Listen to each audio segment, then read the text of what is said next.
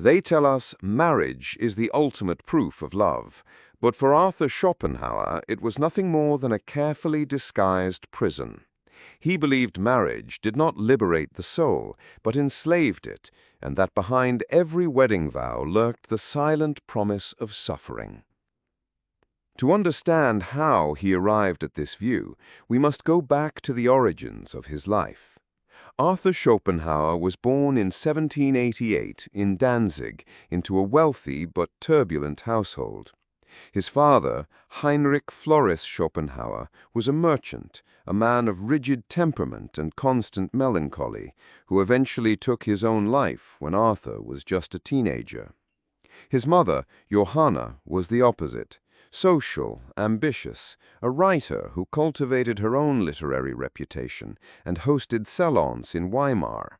She became friends with Goethe, while her son brooded in the background, resentful of what he saw as her shallow pursuit of vanity.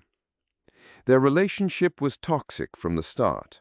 Schopenhauer accused her of being cold, manipulative, and careless. She, in turn, described him as cruel, arrogant, and impossible to live with. This maternal conflict scarred him permanently. He once declared that women were naturally unfit for serious intellectual work, and he seemed to project his mother's traits onto the entire female sex. It is impossible to separate his philosophy of women and marriage from the bitterness of his family life.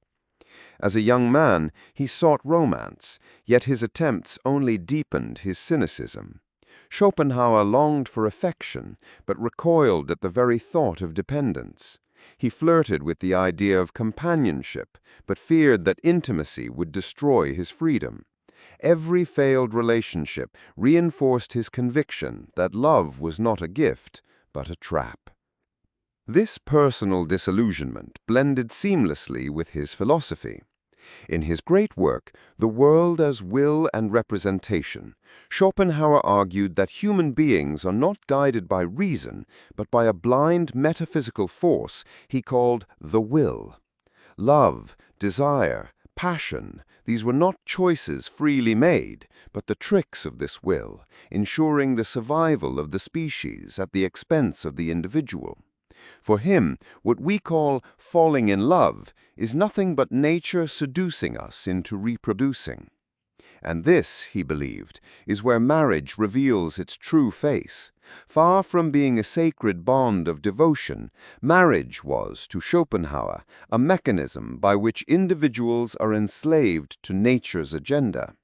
The man imagines he has found eternal happiness, only to discover that he has merely chained himself to a life of duties, quarrels, and burdens.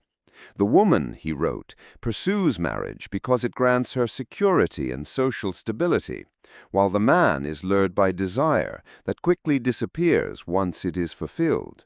What remains is not passion, but obligation. Schopenhauer described marriage as the trap of life, a decision that costs a man his freedom. He insisted that the married man sacrifices half of his independence and nearly all of his tranquility. What begins in illusion ends in resentment, and what once looked like love reveals itself as nature's cruel joke. He compared marriage to a deal in which a man exchanges his liberty for fleeting moments of passion, only to discover he has been enslaved for life. It is no coincidence that Schopenhauer himself never married. He considered celibacy not a failure, but a triumph, a conscious act of resistance against nature's manipulation. To him, remaining unmarried was the only way to preserve the rarest treasure in human life, independence. For Schopenhauer, to marry was to surrender your freedom to the will of another and to the blind will of life itself. Even his thoughts on children carried a darkness that shocked his contemporaries. He argued that those who brought children into the world were only condemning new souls to the endless cycle of suffering that defines existence. Since he believed life itself was suffering, he saw reproduction as an act of cruelty disguised as love. In this sense, marriage was not only a personal trap, but a cosmic one, perpetuating misery under the false promise of happiness. What makes his views so disturbing is how they clash with society's cherished ideals. Where most people saw marriage as the highest form of love, Schopenhauer saw an elegant trick of biology. Where others saw family as the source of meaning, he saw only the endless reproduction of suffering. And where most sought companionship, he sought solitude, believing that only through detachment could one see the truth of existence. Yet his philosophy also reveals the fragility of his own humanity. Behind his contempt for marriage and his hostility toward women was a man deeply wounded by failed relationships, haunted by a fractured bond with his mother, and terrified of losing his independence. His philosophy was not just abstract theory, it was the echo of his own loneliness, sharpened into universal laws. In the end, Arthur Schopenhauer left behind one of the bleakest portraits of marriage in the history of philosophy. For him, marriage was never about love, but about the will of life forcing individuals to serve its purposes. He saw it not as liberation, but as captivity, not as fulfillment, but as resignation.